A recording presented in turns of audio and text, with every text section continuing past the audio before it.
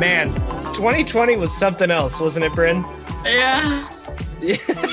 I think that displays everything beautifully. Yeah. Well, guys, we're happy to be back for season 2 of Soul Coaching, where we want to focus on the theme of expansion.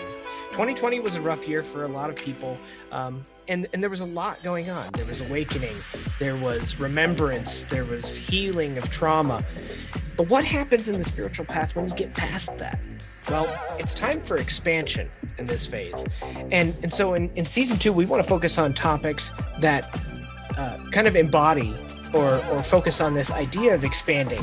We've thrown away some of the detritus, we've gotten rid of some of the garbage, and now it's time to see what we can do with this new creative power. In season 2 of Soul Coaching, we hope to help you guys expand into the fullest, most authentic versions of yourselves, while also giving you practical tools to help you embody all that you have learned thus far.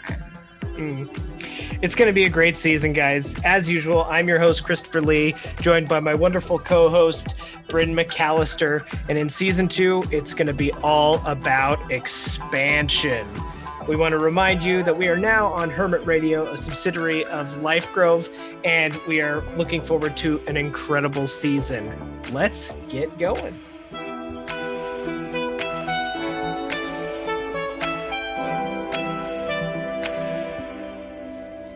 Hey, everybody. Welcome back to Soul Coaching, Season 2. We're on episode 3. I'm your host, Christopher Lee, the Soul Coach. I'm joined with my wonderful co-host, Bryn McAllister, and today we are operating from a different space. The two of us are interviewing somebody. We're interviewing somebody for the first time together, instead of last season where we interviewed people separately. Today, you're going to have both of us getting to the heart of something that is near and dear to my own personal experience, talking about shamanic practice, soul retrieval, some fun stuff with our wonderful guest, Jacqui Duncan. Jacqui, how are you? Good. I didn't know this is your guys' first time together, and I'm so honored. My heart just burst. I was like, what? Yay! I'm excited to be doing it with both of us. Last season we did a few episodes each with interviews, but I'm excited this season we talked about wanting to do more like 2-on-1 interview episodes too, and I'm so excited that you're our very first one. Yay! So, yeah, Bryn, why don't you go ahead and introduce? So this is Jacqui Duncan. We kind of just stumbled into each other's path, like I think so many light workers do. Actually, we both have a guide, Athena, and so she brought us together, and we kind of just connected right away.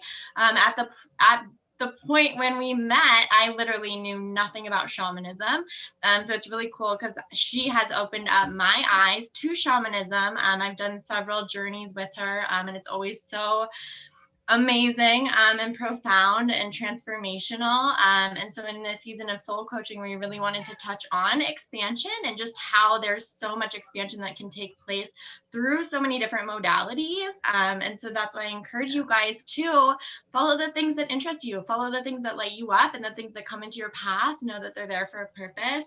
And Jacqui totally was meant to be a part of my path. I have had so much growth and expansion since meeting her. And so I'm really excited to have her on. She can share more about shamanism and who she is. So thank you for being here, Jacqui. How are you? I'm doing so well. Thank you for having me. What a beautiful introduction. That's like super humbling to me. So I appreciate that so much. Absolutely. I'm very excited to talk about everything for sure. Whatever comes up. And that is how we do things, isn't it? Whatever shows up in the moment. So I want to start with, for our listeners, we have a fairly eclectic base of listeners who come at this spiritual path from a multitude of different walks, right? And so I always like to try and define as much as possible whatever the topic is that we're addressing. So in the case of shamanism, right, there's a lot of imagery I think that gets built up in people's minds, right? It's a medicine man or a medicine woman, and it's traditionally the icon that people, at least here in the West, think of is the Native American medicine man and medicine woman, right? And of course, that's a piece of the puzzle. Absolutely right. The indigenous traditions have kept a lot of these things alive. But for the sake of the audience, Jacqui, can you share with them what shamanism means to you? When you hear that term, what does that evoke within you? Oh man, so much, and it's so personal for me. It's always funny because in the West, you're right, they do think of the native medicine worker, but traditionally, just historically, shamanism is actually a Mongolian word. So it's really funny because how people bring that up to me as a person of European descent. I thought all shamans were native, and I'm like, that's actually a Mongolian word. So if we're gonna go traditional, then I should be Asian. But the point is that shamanism across the board, there's animism in almost every indigenous culture. My indigenous culture is Sami, which is also known as Nordic or Nuadi, or some people even call it Viking. Shamanism, kind of the transient people of the Nordic and that Russian border cusp. That's the tradition that I pull from my bones, right? My DNA. But the beautiful thing about mass communication is realizing that, like how a lot of theologies, they'll link all the religions of the world and say, oh, everybody has like a child born of a virgin, and everybody has this and everybody has that. A lot of the shamanic community nowadays kind of says a lot of these, what they call animistic religions, so to speak, which includes Native Americans and Noadis and all those things, that they are all kind of similar to, shamanism. So they put it under that umbrella, if that makes sense. So I'm a history nerd. So I love putting that stuff out there for people because I think knowledge is power, right? So yeah, some people could call my practice animism, and I can't talk all of a sudden. That's okay. Yeah, I mean, that is one of the myths that I love to dispel when talking about shamanism in general. Going back to the word, like you said, Mongolian, Tungus, even Siberia, like the upper part of Mongolia, and so the word itself is something relatively new, anthropologically speaking. Each culture would call their particular archetype, really, the person who operated within this sphere, a different thing. So, for instance, say in the Norse, it'd be the vulva was the seer or the seeress who kind of sought things out through otherworldly contact. Similar to in the Celtic tradition, you had like Taliesin, the bard. The bards were otherworldly travelers, and they traveled through shamanic practices. Very much the same as natives here. And what's in vogue now, of course, is the South American, with all the ayahuasca journeys, going down and learning from the Quechuas and taking the rites of the Munaiki and all this kind of stuff. There's a huge world. I mean, this is present in every single culture that we've found and we have knowledge of. It's our base form of spiritual experience. And I don't mean that in like a negative way. It's not inferior by any means. It's absolutely a place that that I think everybody should go to. And I think we already do, right? Like there's so many people who have practices that if they were educated on shamanism, that they would realize, oh my, this is not a new, you'll have people kind of marketing, this is this new thing I came across, and you read it, you're like, bro, that's shamanism. Right. I mean, even among the Reiki community, when you actually dial into the etymology of the word Reiki, the word shaman is within the kanji of Reiki. So you understand that Reiki itself is a shamanic practice dating back, thousands upon thousands of years.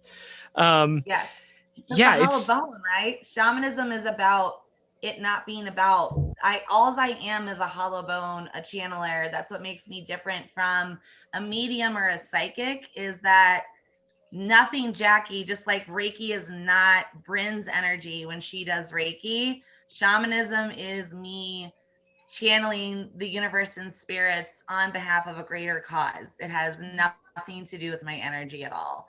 Right. But, the world could probably benefit from more of Bryn's energy, right? If we could like package that and put it into a potion and sell it and make everybody as bubbly as her. I mean, that would be 100%. good. I could certainly take some dosages of Nothing would ever get done. But we wouldn't care about it. And that's the whole world would be like, this whole thing's just a construct, man. Like, oh my God. I love it. So true though. So Jacqui, before I met you, I mean, I didn't even know, I mean, I had been meditating. I had been giving myself Reiki treatments for quite some time. And so I had kind of ventured through like healing myself through different realms. I have a lot of starseed background. So I did a lot of astral travel, that kind of stuff. But I never really knew like what even is a shamanic journey? Like what even is that? So can you kind of walk our listeners who may not be familiar with shamanism, what does that look like for you? Like what does the journey look like for you?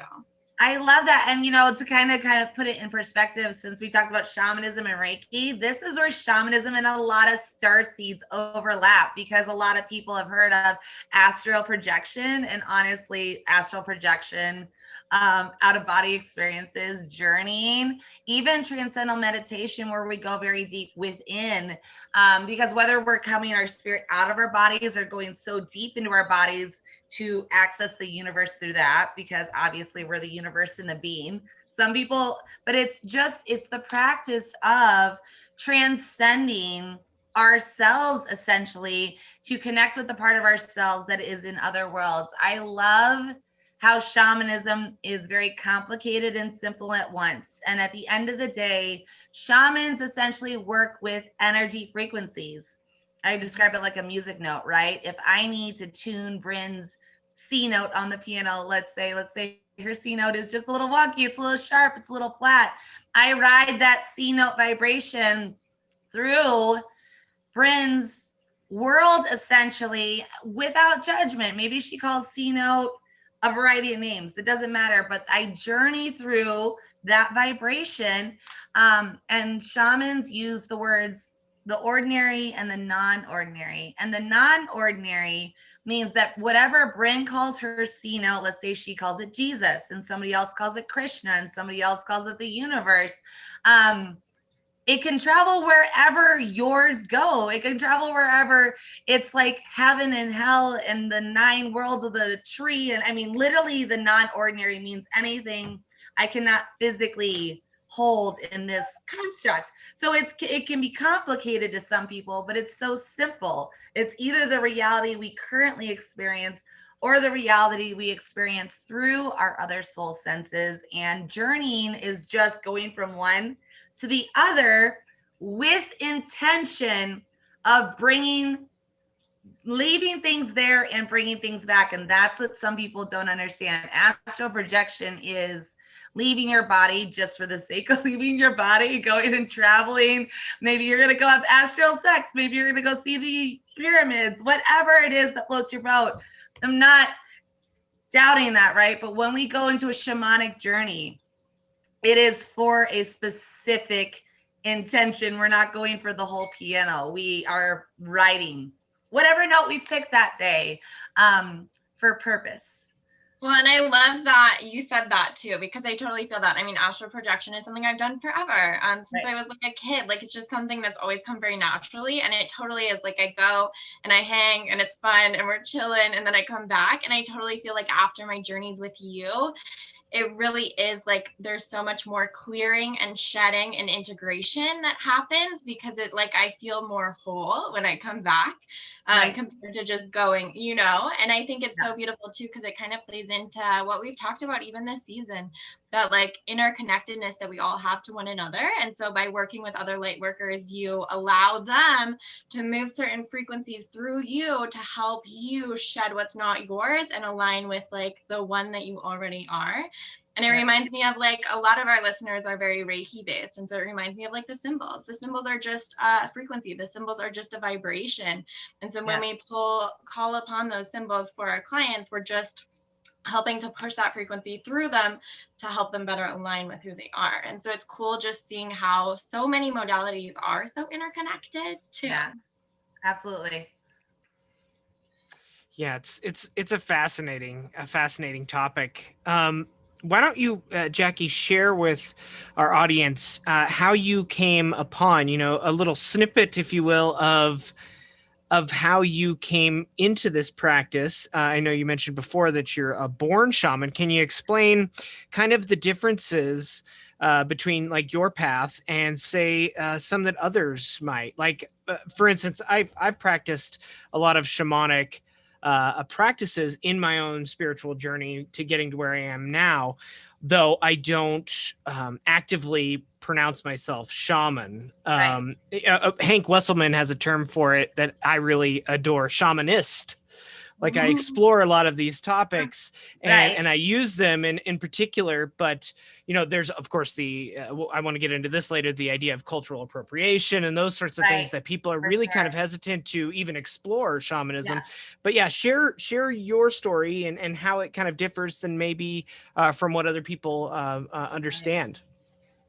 And and I do want to say this with an asterisk that my way of quote finding shamanism is not going to be everybody's, and that does not discount other people just because I have other shamans when I share my story that will pipe up about it. But the way that I came into quote shamanism is what a lot of people consider the old school way. I was born that way. I had all of the mile markers, and that also included the infamous shamanic sickness.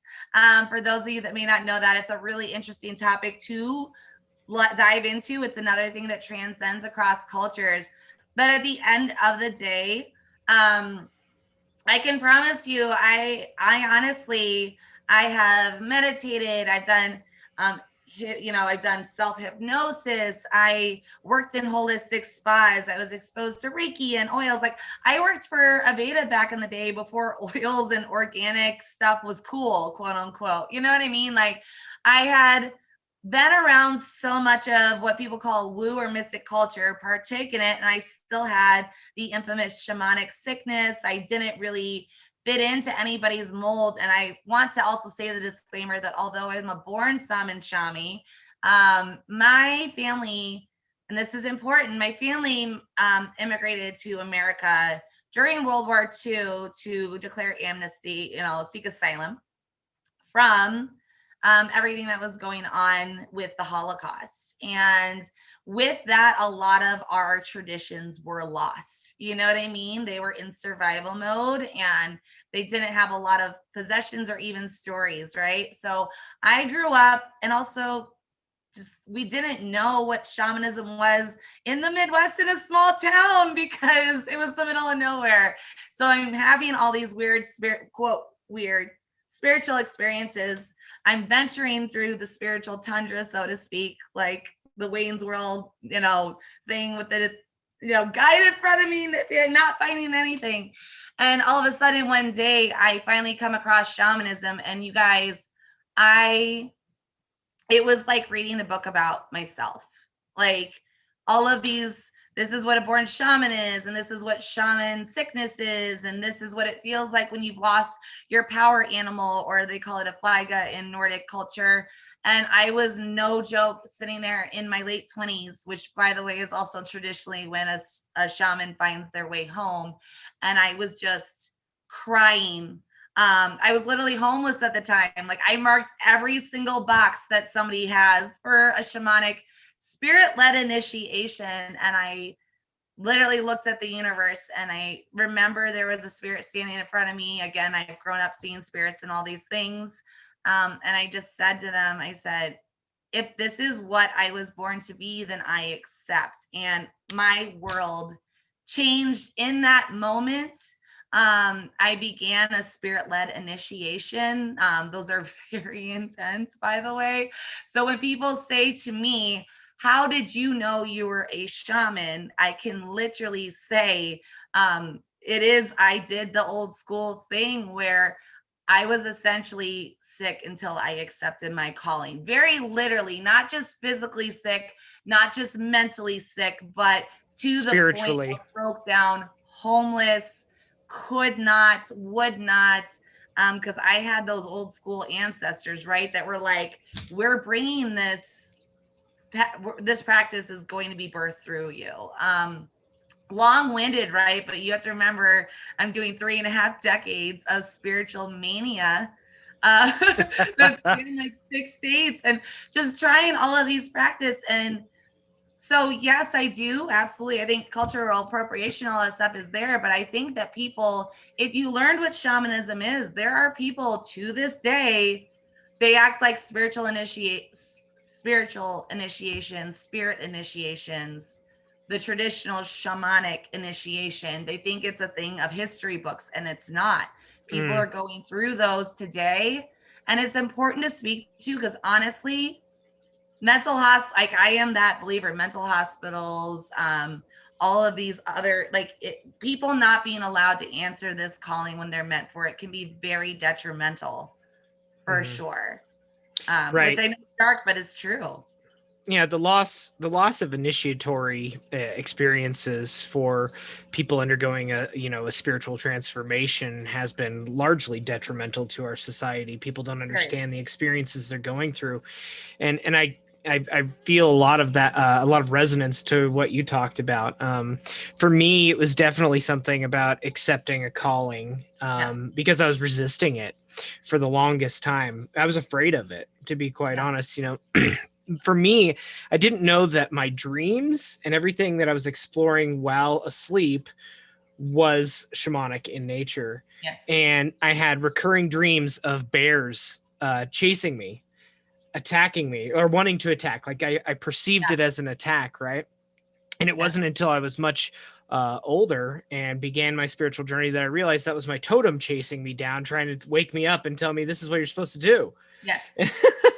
And the craziest part about that was all those dreams stopped from the moment that I accepted that, and the different trials and tribulations that I was going through with, abuse of substance, abuse of alcohol, abuse of myself, in general, faded away. And so for me, that was kind of like what I've attributed, at least my own, experience with the sickness. It was spiritual in nature, not necessarily, hospitalized or anything like that. I got lucky. But yeah, that's a powerful testimony. So thank you for sharing. And it seems, go ahead. Sorry. Thank you. And I think it's so beautiful that, I think that's why a lot of us right now are stepping up and sharing our gifts and stepping into our power. And I think it's so important. Like for a long time, I questioned, like, should I be sharing this? Is this weird? Because for so long, I learned to suppress. You're not actually seeing people, Bryn. That's just spirit, right? And so like you learn too, but I think me and Jacqui's story is really similar in the fact that we both got really sick. We both have conversion disorder. And that was one of the things that I was like, hey, I see you. But there's so much that people experience and they think, oh my gosh, it's this physical thing, but we are spiritual beings. And so I think that's what's so beautiful about all that unfolded in 2020 is so many people started to wake up and realize, hey, I'm more than just my 9 to 5. And I think it's important that people are sharing their stories and are talking about it, because like we've all said, so much of what was in our journey was trying to show us something or teach us something. So while our ego could easily just label it this or that, when you actually know, okay, this might be trying to show me something, you can soften into it and reduce how much suffering you have to undergo, right? Right. Absolutely. Yeah. And I just feel like in general, the more that I feel like we should all, I'm such a history nut, a theology nut. Like I love the inner workings of things. And I'm a firm believer that there's truths in all of these things. And yes, they overlap, but like the beauty is finding the one that resonates with our soul's vibration. So at the end of the day, if I'm born to be a shaman and I am also Reiki certified and all of these other things, but like, man, it's the path of least resistance, right? When you come into that part where your energy signature just collapses and surrenders naturally. Like I tell people frequently, if you're having trouble surrendering, you're probably trying to force yourself into a type of practice that's like almost there, but not, you know what I mean? And it was like, I had tried all of these things and yoga and everything. And it was like coming into shamanism and just my entire That's why it happens so quick, right? And so intensely, is because for the first time, my energy signature could easily walk through that door. And we're dishonoring ourselves when we're not learning about these different options, because past parallel lives, like even if I learn about a religion that is not mine in this life, it usually awakens this part of me that goes, oh, I remember what it feels like for that to be my home. And it's so beautiful to me, Well, and it's like a coming home or a remembering and like putting the pieces back together. And so that kind of leads too into, I know a lot of the work we've done together, we've done a lot of work with soul fragments, and parallel lives and all of that. Do you kind of want to talk about what that even is for some of our listeners who might not know, and just touch on that more? Absolutely. So, time is definitely such an earthly construct, man. And there's so many things out there. I am definitely a believer due to my spirit showing my spirits show me the craziest shit, guys. And I'm sorry if that offends anybody, I'm a swear. But parallel and past lives to me are one and the same, because who's to say where that time is linear across the universe? I find that it's frequently not.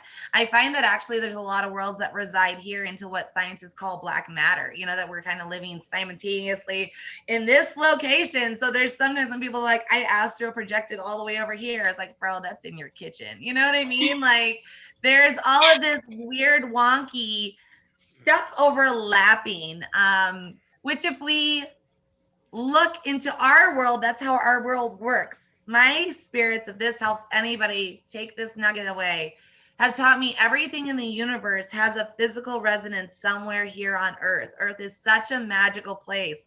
And if you think about that, we have like the atoms and the tiny microorganisms that live within the bigger organisms that live within the bigger, right? Like we're just constantly layering here. And that's what our spirits do as well. So sometimes that's a beautiful thing, right? And then sometimes, just like on Earth, sometimes that can cause sickness and imbalance or just chaos. You know what I mean? And we have to like go in, and it's like digging in the root of the plants, because there's some bugs that help the root of the plant, right? And then there's some that make it ill.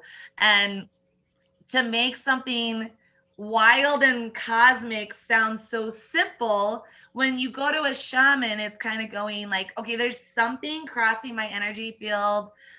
I'm not sure if this is something good I'm resisting. Like there's so many things that could be happening. And we kind of dive into that multi-cosmic layered place and pick out what you need and what you don't. Maybe we retrieve a piece of energy you've lost, soul fragments you brought up.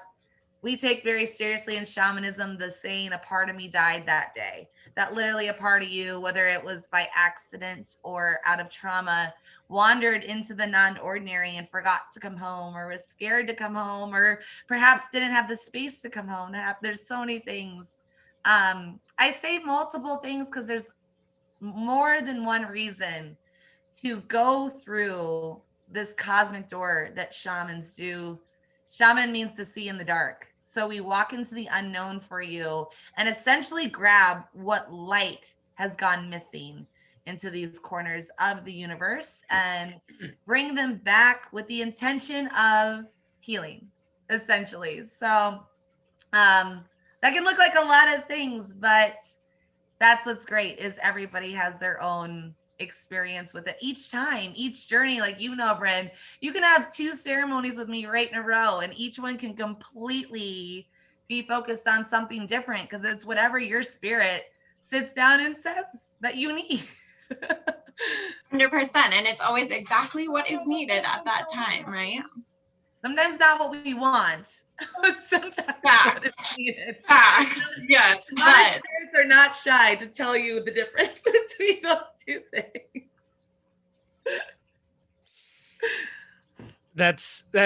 It's wonderfully illustrated there how complex and yet how simple the entire structure is, right? You have multidimensional existences overlapping each other, and you have this gifted individual that goes into this non-ordinary reality to navigate someone's beingness, right? And either retrieve or remove a specific energetic signature, right? Yeah. It's to me, it's so pure, right? Yes. And I think it's the simplicity of of the practice when you layer it on top of the complexity of the universe in general is so fascinating to me, because when you dial into any of the practices, right, like you said, they're all very similar. They're all trying to achieve the same exact aim. It's just a matter of what do you want, right? So like Right. anybody who's listening, right, you don't have to have a specific draw necessarily to shamanism or animism in general Right. to experience the benefits, right? It may not be your cup of tea. It may not be your practice moving forward as you go down the spiritual path like it is for Jacqui, right? It may be that piece of the puzzle that leads you down a new path, opens up a new level of energy or awareness to let you access another path, right? That Yes. fits for you. And I think that's why it's so vital that people are coming back to this kind of knowledge. And I spoke with a shaman friend of mine recently who's a traditional Lakota shaman, and he talked to me about how people are now coming into shamanism again in this way. There's an awakening happening on a global scale, and traditionally they speak about, this is our land, right? So there's like a tie to the land, right? There's a tie to your tradition with everybody, whether that's genetically based or actually physically based in the land.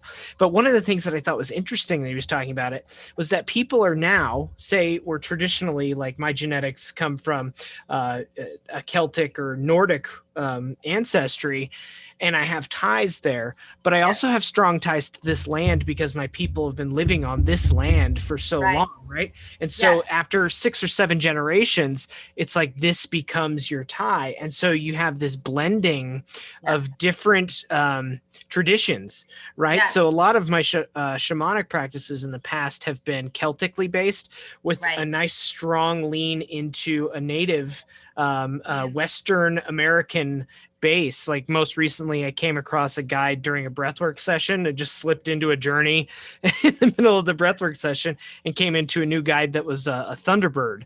And I was like, oh my God, that was super powerful. And it felt like so jarring because I wasn't prepared for that experience.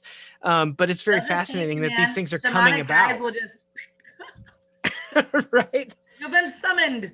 Hey, you're working with me now. I'm introducing myself. But yeah, I think that should, at least for everybody listening, for the audience, these things are not. I know the message of cultural appropriation is heavy on many people's minds, but these things are not owned by any particular culture in general. These are practices that are largely human practices. Absolutely. And to your point, I do want to state, like, it is impossible being an American and not having guides that knew the land. Like, that is a huge part of this practice. And when I go to my local places to go outside and sit and meditate or hike or kayak or the things that I do, the spirits that come forward are obviously going to be the spirits that treated this land I walk on sacredly. I have guides of native because of that, because yes, my life is here.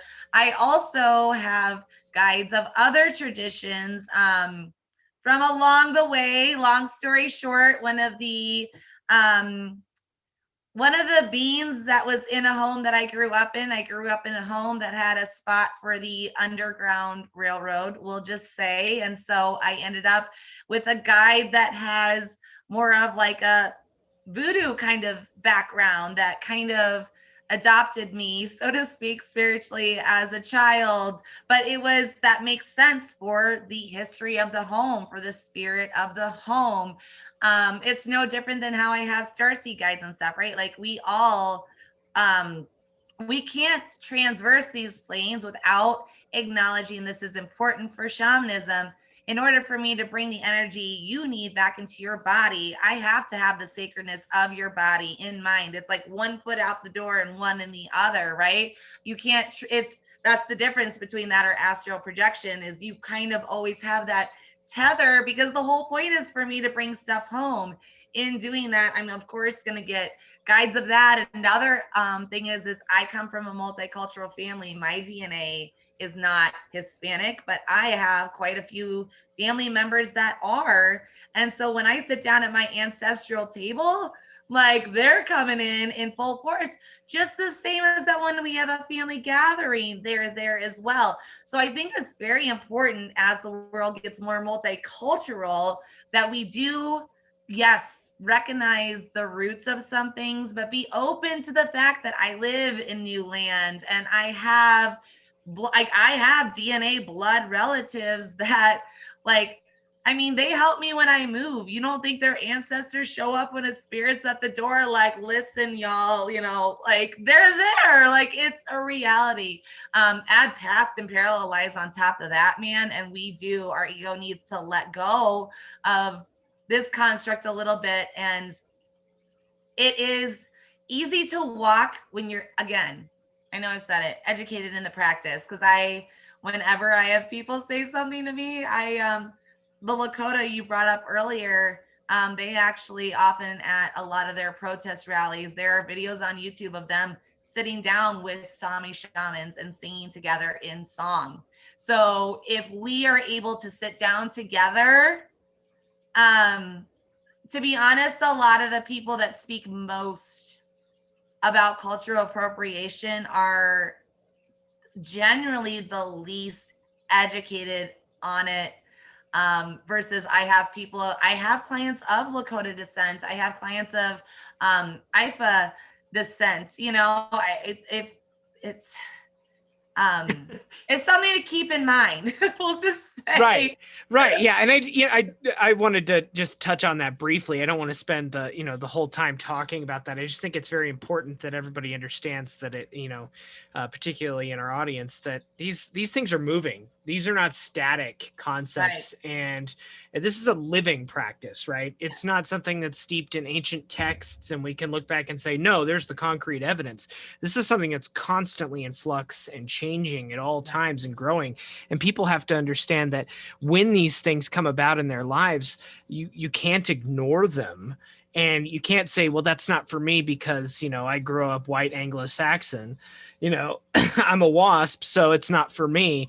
Right. Our people dating back, hundreds, thousands of years ago had very similar practices. And if you shut the door on that, then you're leaving a part of your ancestry alone. You're leaving a part of what you can potentially become isolated, and that is just going to create more resistance on your path. So it's definitely something to explore.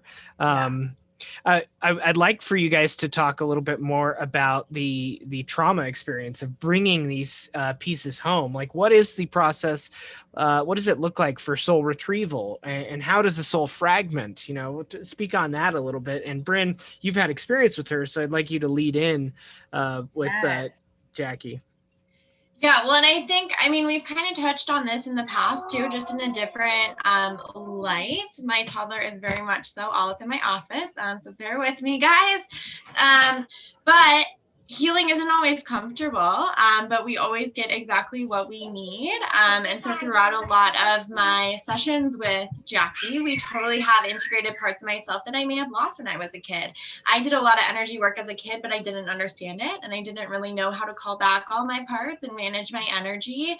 I also had, what did you call it, Jacqui? Like an ancestral leech, like attached to my energy. And so as a kid, that was really confusing. So I kind of just held in whatever I thought was parts of me, and I had a bunch of pieces missing. And so when you actually go and do a session, do a journey, call back in those parts and remove what's no longer needed, you're doing all of that in the 5D, but you also have to integrate that into the 3D. So after a lot of my shamanic journeys, I'm usually kind of uncomfortable for a few days, maybe a headache, maybe my body aches, maybe I'm just needing more self-care, more rest, or more water. So I think it's important to allow it time and space to shift into the 3D so that we can actually embody all of those parts. But it's not always comfortable, right? But we can't heal if we are always giving you his input too. Sorry, guys. But yeah. Yeah, absolutely. And you know, when we retrieve our soul fragments, it can happen in a variety of ways. It can feel a variety of ways when it comes back. I've integrated soul fragments where I literally slept for days afterwards. It was like being knocked out cold with the flu. The spiritual flu is a real thing. I think every ascension person has experienced in some form, and a soul retrieval can feel like that on steroids. A soul fragment can also come back to us when we have pre-healed it, right? Like think of another physical example, right? Sometimes we have a baby come into the family that we have unplanned, and we have to shift our home around and our world and our finances and make space for this new life. And then sometimes we plan for our children and we move into the new home first, right? And kind of preemptively plan for that financial space, physical space. Oh, maybe I'm going to change my job around because we plan on getting pregnant, right? Birth happens in a variety of ways and constructs, and soul retrieval can be as such as well. Sometimes we can bring back a piece of a soul that sometimes it's a couple days of physical discomfort. Sometimes it looks like you signing up for years of therapy and going on thyroid medicine, and honestly, very big commitments. And other times, like I had one that just came back, but we had essentially prepped for it to come. You know what I mean? So she just kind of sauntered in like, I'm here, like, because the last couple of years we've been shifting life around to welcome her home.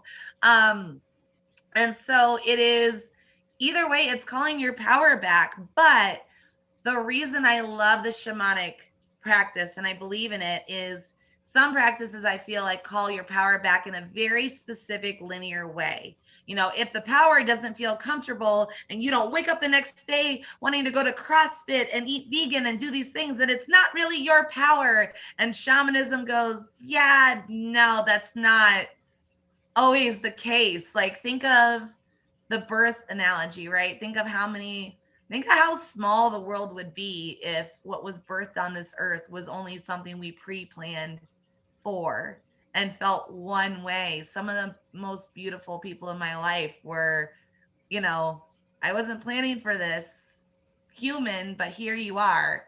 And now that they're here, I couldn't imagine life without it, you know? Again, simple but complex.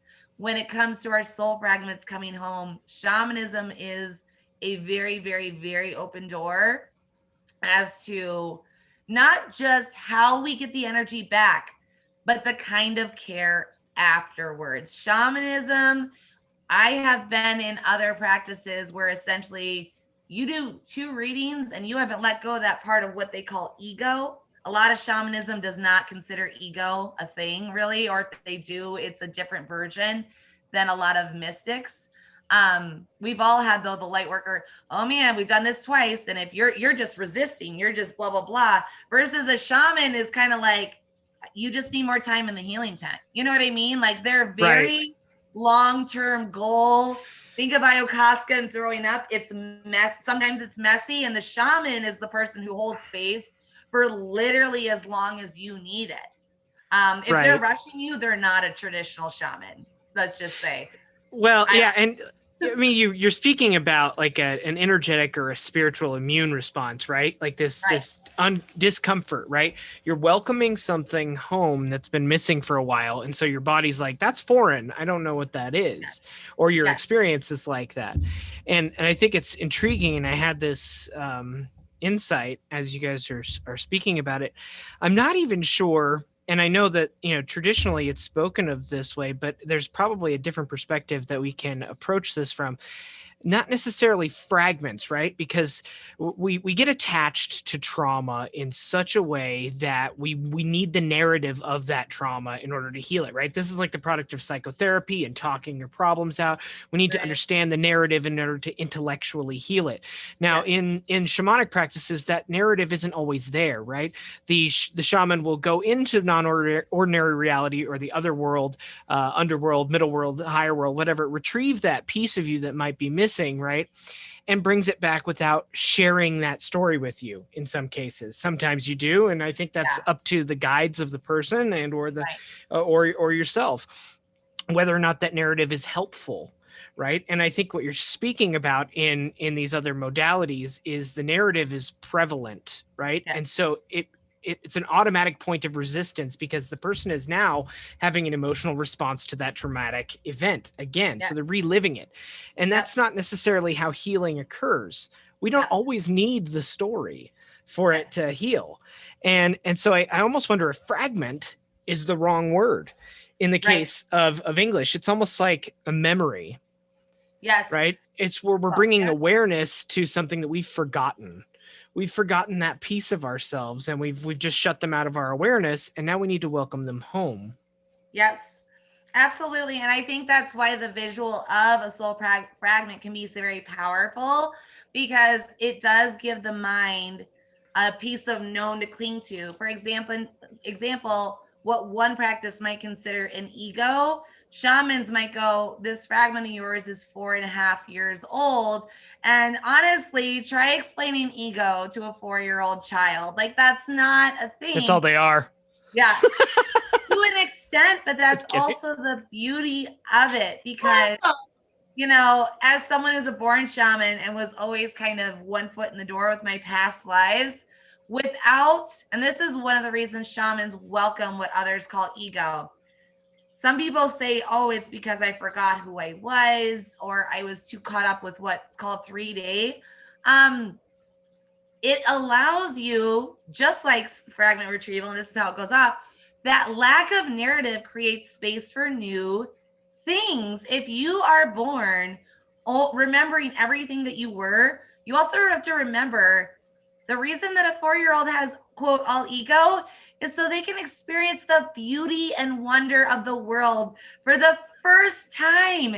It's like having multiple children. Back to that analogy, right? Each child is its own unique experience. That's why shamanism pulls from the dark, from the unknown, not because it wants to scare you with that, right? But because, frankly, as a sacred soul, you could have been here 500 times, and you know what? You still came here to learn something new. So honoring that ego or letting that soul fragment be 4 years old allows you to integrate energies.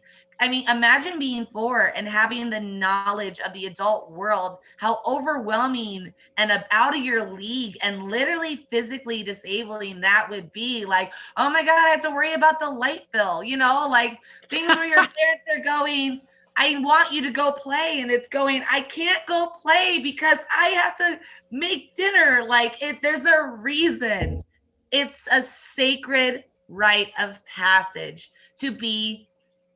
What you call ego could also be called being very, very present. You know what I mean? You look at a 4-year-old just being enamored with their toes, for instance. That's why shamanism uses those places, and even on soul fragments might say, because even if fragment's the wrong word, it's still a way to tell the human brain, I need you to be playful and kind and joyous with this piece of energy we brought back. Or maybe it's like a teenager energy, and it's a way of your spirit going, I need you to be fun and expressive and exploring and sexual without a predetermination of what sexual is, right? Like, it gives our brain this concept, this little map of this dark, quote, dark piece brought back to us, and how we can treat it and welcome it to our bodies. So it could be said a million ways, but it still has a fun little roadmap.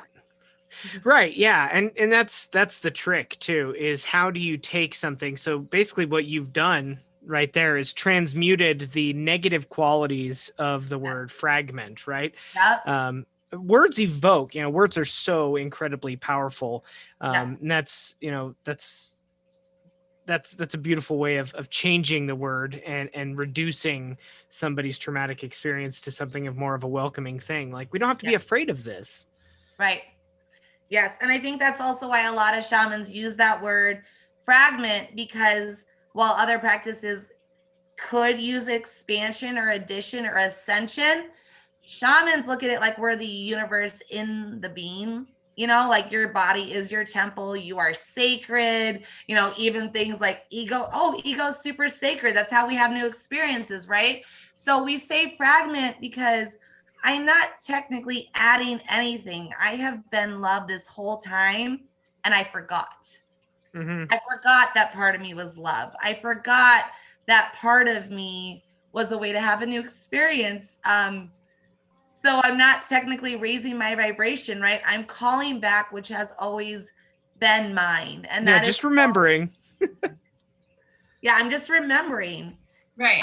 Well, and I love that too, because you said, shamanism is going into the dark and finding the light. And I really feel like, with my journeys with you especially, I feel like, I literally like see you holding my hand, walking in the dark and helping me find parts that I forgot about, which I think is so, so beautiful too.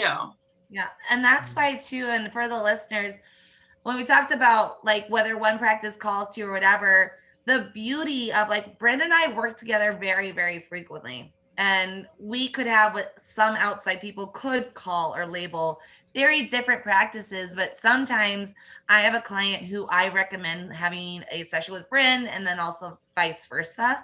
You don't have to one-stop shop. I have a lot of light workers that come to me for a very particular chapter of their life. And you know what I mean? Like you can incorporate these different things in for a variety of reasons. For some people, I am their lifetime healer. And for some people, I am just for this one thing. You know what I mean? And that's just a pit stop. Yeah, and that's okay. I'm not the whole, I am the whole universe in a being, but it's a complex universe. So if I let Bryn would do what she does best and honor it, and then I also have those moments where I can provide my expertise in my little niche, then together we make the world a better place. Because how overwhelming to take that all on ourselves, Right. Well, and that's just it too. Like we all have our own flavors of healing, right? Like we all have our own special sauce. Like no two of us are actually the same. And it kind of goes back to even like cultural appropriation and like working with these different things. Like Christopher said, it's all like a human practice. They're all human practices.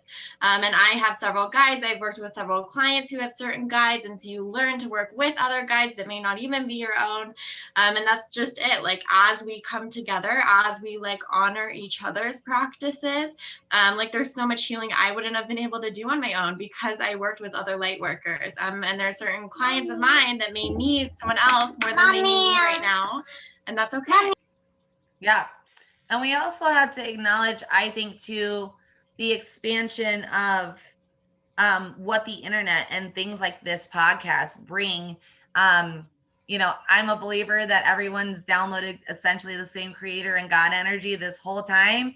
And shockingly, before mass communication, the Nordic guides saw animals that looked similar to what they did, and they saw snow and they saw oceans versus, Krishna and all of those. They saw what was generally in their area, maybe with a bit of flavor and twist, but all of these visual representations taught a similar story, right?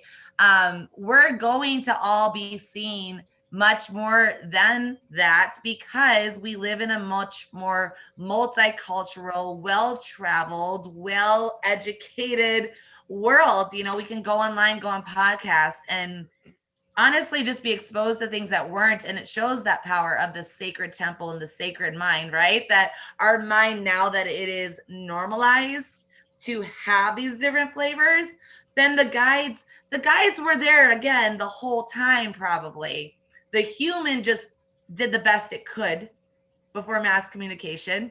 And now we can do better, right? Now we can be more expanded on a start level, as opposed to, do you see what I'm saying? Like, we're going to come into this door already being exposed to things that our ancestors didn't really have the ability to be exposed to on that level.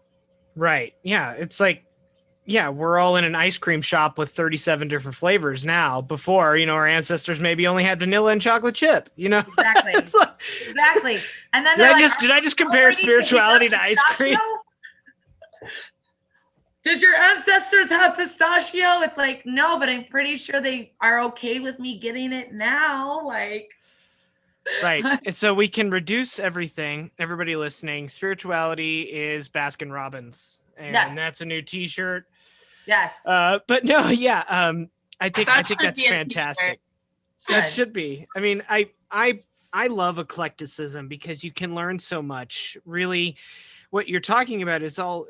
You can go back even further than the traditions we've been speaking about to, you know, ancient traditions. Hermes Trismegistus saying, "As above, so below." The macrocosm and the microcosm. These are things that are so ancient that no culture existing at this point has real ties to them anymore. Yeah. And so when we bring all this together in this modern melting pot of a world, it's a matter of perspective.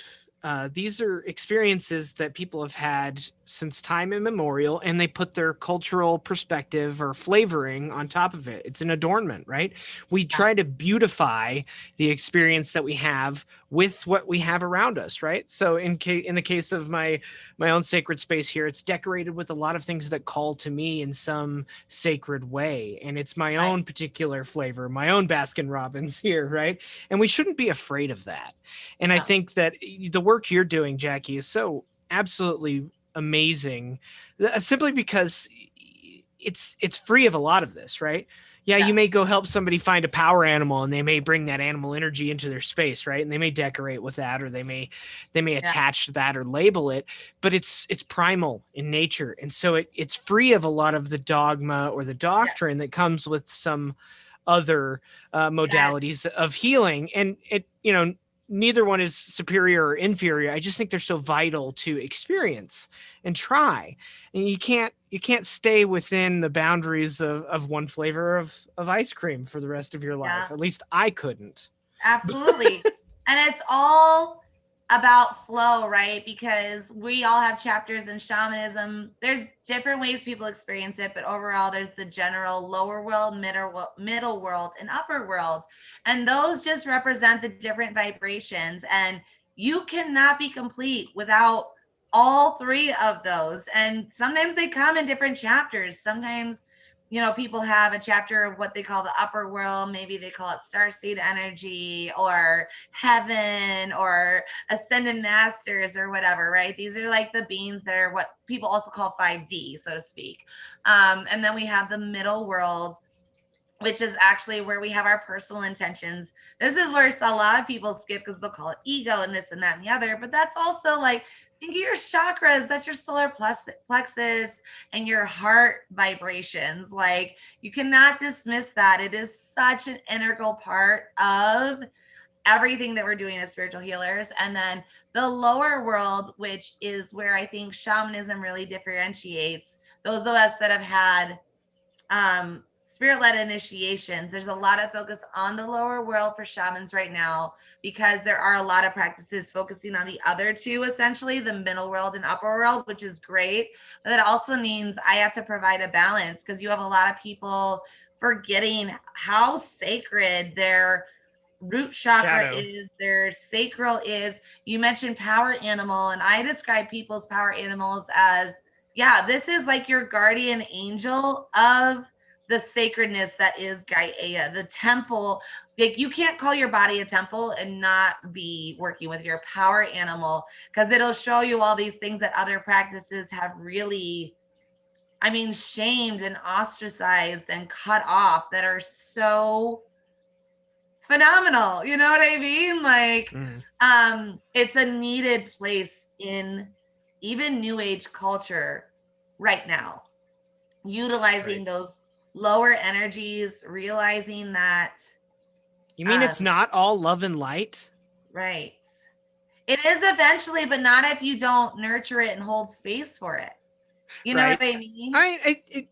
That's something too that I think you're never done working with the shadow. You're never done working with the shadow. And if you believe that in some way, and if you take that into your frame of reference and how you approach things, particularly on your path, you're just gonna. I saw a meme earlier today where it was somebody spiritually posturing, right? And it was from Harry Potter, and one was Ronald. It was Ronald Weasley when he's in the car and he's like freaking out when I think it's like the second one or whatever. And then it had a superimposed image of Daniel Radcliffe with like guns and stuff like going on, and the quote was, when you're balls deep in your third dark night of the soul and you see somebody who's just doing their first, and Right. and the quote was, oh, so this is your first time. And I was like, what is that about? Like, what's this spiritual posturing? Like, I've already done 3, you're only on your first one. I'm like, you're doing 3 right now because you refuse to integrate the lessons of the first one. Well, and that has a truth to it. And then the other one is that multi-layered effect. I work with trauma a lot, like you had mentioned. Trauma in the human body. Let's talk about the science of it. We actually tend to dispel the most trauma physically and mentally when we feel the safest. That's why people get older and repressed memories come to light and they go to a psychologist, right? Or they get older and they have like in their safest moments, like that's why when people are like everything was going good and then this happened. Our body, right? It feels safe and then we relax. Or it's like when you have little kids, you know, like when you pick up your kid from daycare and 20 minutes later, they're like a screaming mess crying because they're back into that safety. And so they start unloading everything throughout the day that they were just like moving too fast to do, you know, like little kids when they're like, I gotta go play and I gotta go do this. And then they get in the safety of their parents' arms and they're like crying and they're like, what's going on? And they're like, I don't know. Like we release when we feel safest. And so I see that too. I have a lot of light workers come to me. I thought I worked through this. And it's like, you worked through everything you had space for at that time. You always come back to it. You developed a place that was safer. And because it was safer, you had room to expand and more of that soul came back. And then you did it again. And it's that constant. Sometimes, yeah, we have bypassed the first one. And sometimes it's our guides going, this is no different than these other scientific things we know to be true. They're like, hello, it's the same for your soul. You feel safe now. You can talk about it now. You know, I think we run into that most when people talk about, and I do believe in manifesting, but I think that there is a toxic positivity to some manifestors, right? Especially with trauma victims. Like I've literally seen people begin to manifesting right when someone has left an abusive situation, basically go, let's talk about how you manifested it. And it's like, no, that is not the time and place to talk about that. Right now, we need to establish safety, right? Shamanism recognizes that even if that's the end lesson, that it's not appropriate to talk about it right now, energetically, essentially, right? You don't talk to the 4-year-old about the bills. They've got their own beautiful energy to integrate. Let's be honest, you do it too soon and you kind of screw up the chain, you know, like most people's childhood trauma is I was exposed to something before it was something I could comprehend, right? Yeah. That's why. And so some of these practices, because we don't honor timing or we don't honor this, oh, you feel safe enough to integrate this now. And like you said, this comparison that people are doing in the New Age community, it's actually causing energetic trauma, if that makes sense. It's like adding flame to the already lit fire and not in a good way. It's like, well, yo, just let that person work through the dark night that they're working through now. And later, if they're meant to integrate more of this piece, then they will. Maybe their integration will lead them down a totally different path, back to Bryn's parallel life thing, right? And then later when they go to integrate, the reason they're doing it again in a different light is because there was 5 versions of what that third layer looked like. And they've led their soul to a more specific part. You know what I mean?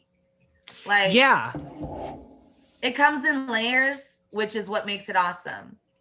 It's like the difference between our first love in kindergarten that we thought was love our first little playground person that held our hand and, oh my God, I'm going to marry them, right? And then later, as we mature, our vision of love is totally different, but you cannot force one on the other. And that's the beauty of the darkness. That's the beauty of the experience.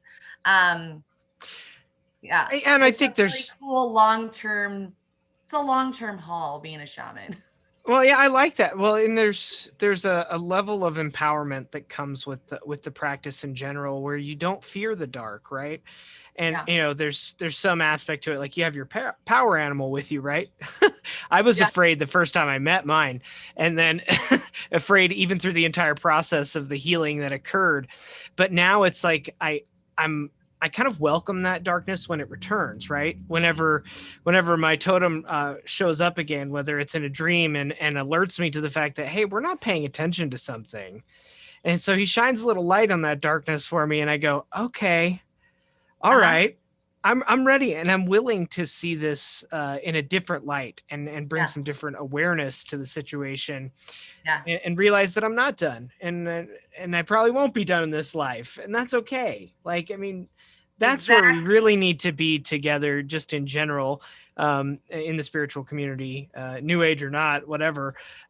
We all need to be okay with where we're at and stop this ridiculous spiritual evangelism. It's like, that was part of my my spirit-led initiation.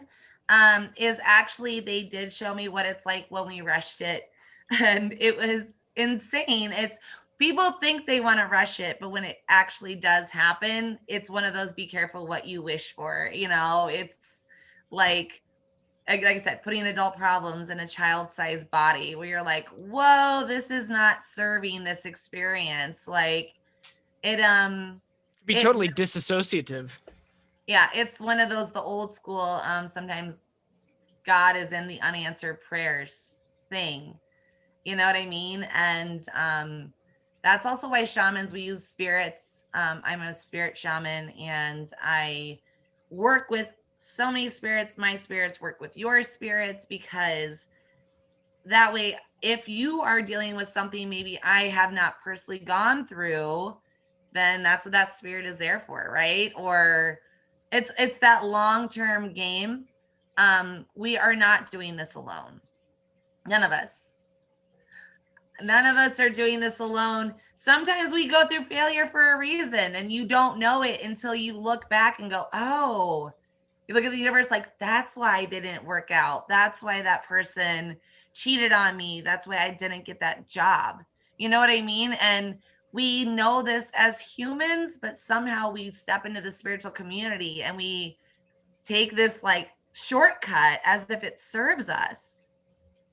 I think that's the product of the intersection of material consumer culture with spiritual, the spiritual community, where it's now, give me my clients, get me my money, and then we can move on. And so we try to, awaken yourself in 5 days with this, time-honored method. And it's like, it's a slower process than that. Let's all pump the brakes.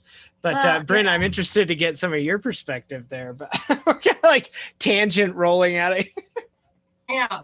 Well, and I mean, I think it goes back to too, just that like everything unfolds as it's meant to. I have so many students and clients who like I want to talk to spirit today. Like I want to open up my gifts today, but everything always naturally happens as it's meant to. And I think it's cool just looking back on like everything I've been through, everything I've gone through, and knowing that like I reintegrated those parts when I needed them and when I was ready to. And like Jacqui said, like when you have the space to actually welcome them back in too. Do you want to say hi, Zeke?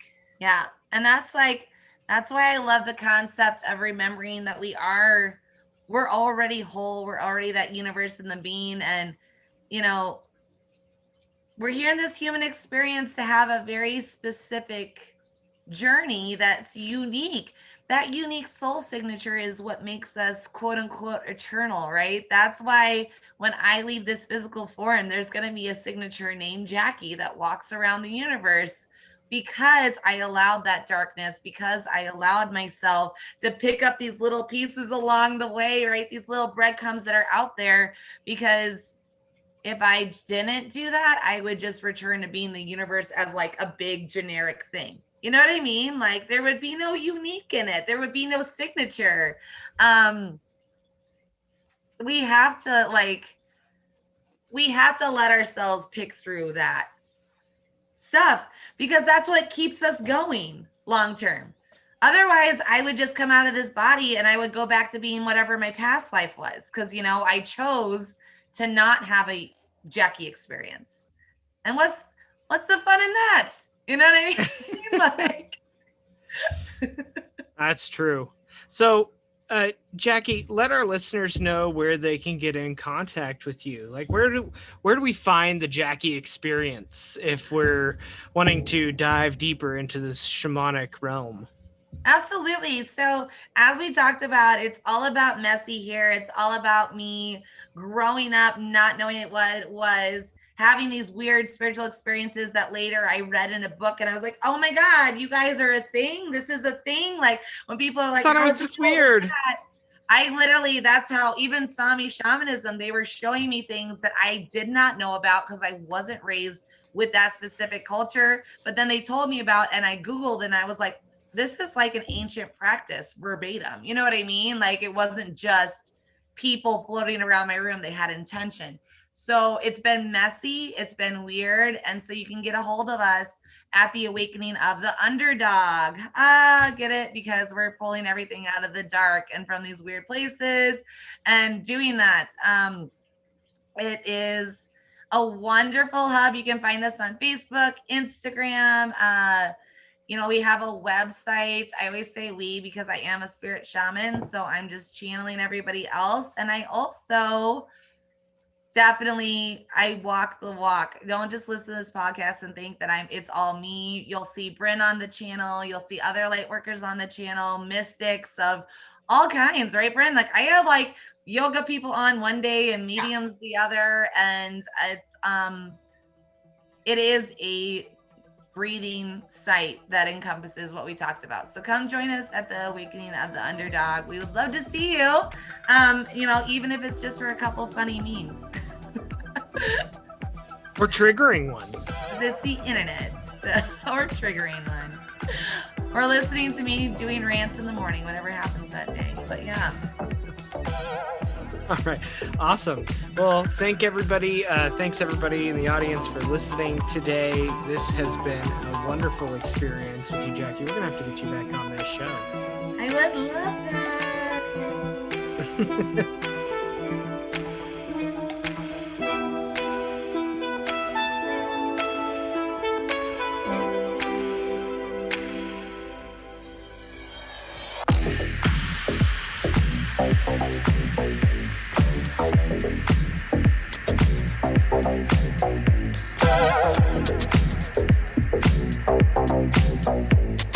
Thank you.